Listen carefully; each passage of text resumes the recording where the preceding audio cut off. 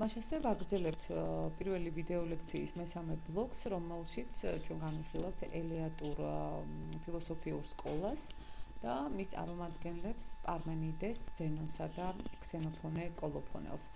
ელეატური სკოლა უპირველეს ყოვლისა გამოირჩევა მითოსისა და ლოგოსის დაპირისპირების ჩვენებით, რაც ამ სკოლის ფარგლებში გამოხატული იყო როგორც გზნობითი და გონებითი შემეცნების დაპირისპირების სახით.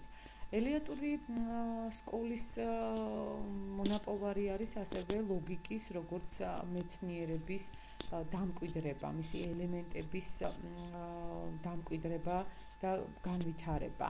შესაბამისად, ლოგიკის მეცნიერება მოითხოვა აბსტრაქტული ცნებითი აპარატი, ფილოსოფიური ცნებითი აპარატის უფრო გამრავალფეროვნება და განვითარება. პირველი წარმომადგენელი, რომელსაც ჩვენ ამ სკოლის ფარგლებში შევეხებით, გახლავთ პარმენიდე, რომელიც სამხრეთ იტალიის ქალაქ ელეაში ცხოვრობდა ძველი წელთაღრიცხვის 540-480 წლებში. პარმენიდე ეს არის ფილოსოფოსი, რომლითაც იწყება ონტოლოგიის ისტორია. ანუ ეს არის ფილოსოფოსი, რომელმაც პირველმა დასვა საკითხი არსებობის შესახებ. პარმენიდეს მიხედვით გზნობითი შემეცნება აბსოლუტურად არაფრის მომცემი არის, ანუ უნიშნელოვანესი არის გონებითი ჭვრეტა, გონებითი შემეცნება, გზნობითი შემეცნება შეიძლება იყოს მხოლოდ და მხოლოდ პირველი საფეხური და შესაბამისად დაბალი საფეხური, რომელიც აუცილებლად ჭეშმარიტების დადგენისას უნდა საბოლოო ჯამში უნდა მოიხსნას, ანუ უნდა განთავისუფლდეს ჭეშმარიტება გზნობითი შემეცნების ელემენტებისაგან. შესაბამისად, მის მთელს ფილოსოფიას, რომელიც გამოხატული არის ნაშრომში ბუნებისათვის, გასდევს შეხედულების, ანუ ძველბერძნულად დოქსას და ჭეშმარიტების, ანუ ალეთეიას ანტაგონიზმი. პარმენიდე არის ფილოსოფოსი, რომელიც ყოფიერების არსის ცნების დადგენას შეეცდება და რომელიც იტყვის, რომ ის სივრცისა და დროის მიღმა არსებობს. ის არ არის იმ სივრცესა და დროში, რომელშიც ჩვენ ვცხოვრობთ და რომელიც ფაქტიურად ჩვენი არსებობის, ასე ვთქვათ, გამსაზღვრელი არის მისი მოწესრიგებულობის თვალსაზრისით. პარმენიდეს მიხედვით აზროვნების აუცილებლობა არსებობის აუცილებლობის ტოლფასი არის. ანუ ისევე როგორც აუცილებელი არის ადამიანისათვის არსებობა, ასევე აუცილებელი უნდა იყოს მისთვის ამ სამყაროს შემეცნება.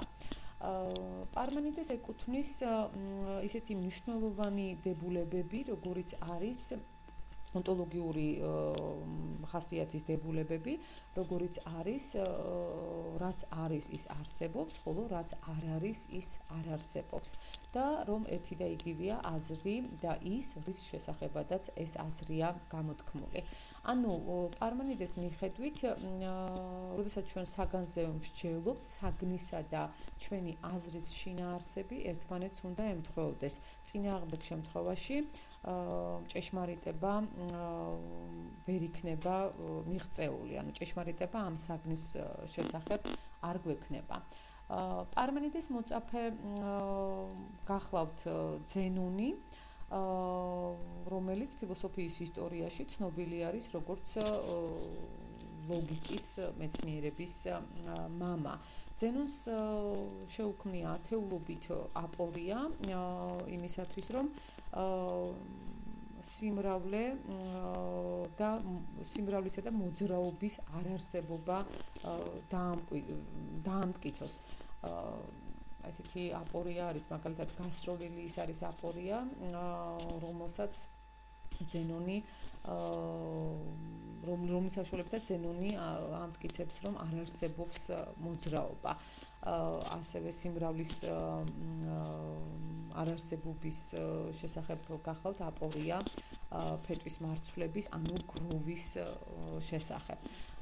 ზენონს როგორც ლოგიკის მამას ეკუთვნის ისეთი ლოგიკური კანონების ლოგიკის კანონების, უბრალოდ ლოგიკის კანონების დადგენა, როგორც არის გამორიცხული მესამისა და იგივეობის კანონები.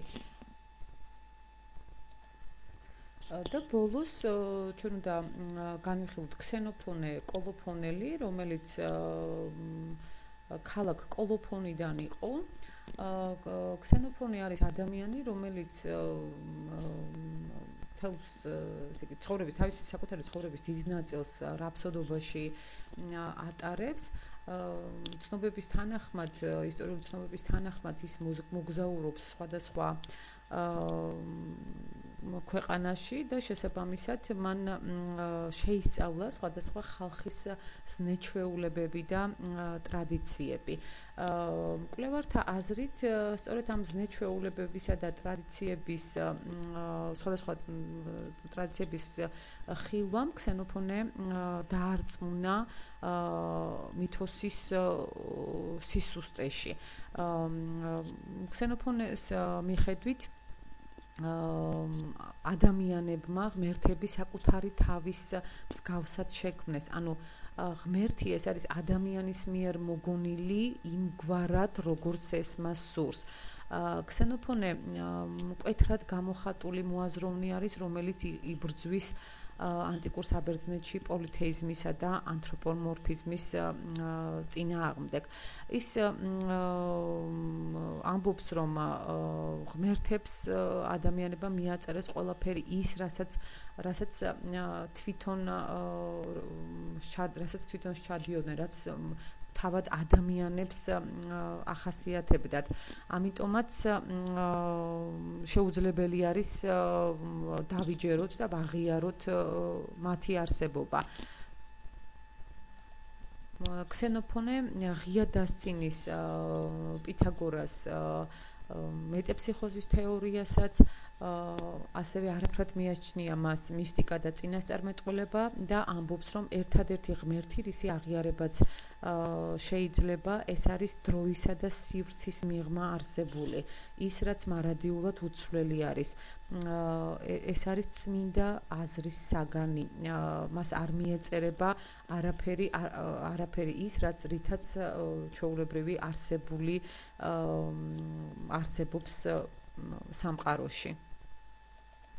ქსენოფონეს მიხედვით ღმერთს სფეროსებურობა ახასიათებს. სფეროსებურობა, რომელიც არის სისრულისა და თვითკმარობის გამომსახველი. ქსენოფონე პესიმისტი არის, პესიმისტი იმ თვალსაზრისით, რომ ის ამბობს, რომ არაჭეშმარიტიც არსებობს და მასაც ისევე სჭირდება დასაბუთება, როგორც ჭეშმარიტს, ანუ მოჩვენებასაც ისევე სჭირდება დასაბუთება, როგორც რეალობას, რათა ისინი ელემენტარულად ერთმანეთისაგან განვასხვაოთ. ამ თვალსაზრისით ქსენოფონე პესიმისტი ფილოსოფოსი არის. მაშასე დასრულდა ჩვენი პირველი ვიდეო ლექცია, რომელიც წინასოკრატული პერიოდის ფილოსოფოსთა ნააზრევით იყო შემოფარგლული. მომდევნო ვიდეო ლექცია ჩვენ გვექნება სოფისტების, ანუ პროტაგორასა და გორგიას შესახებ. მადლობა ყურადღებისათვის.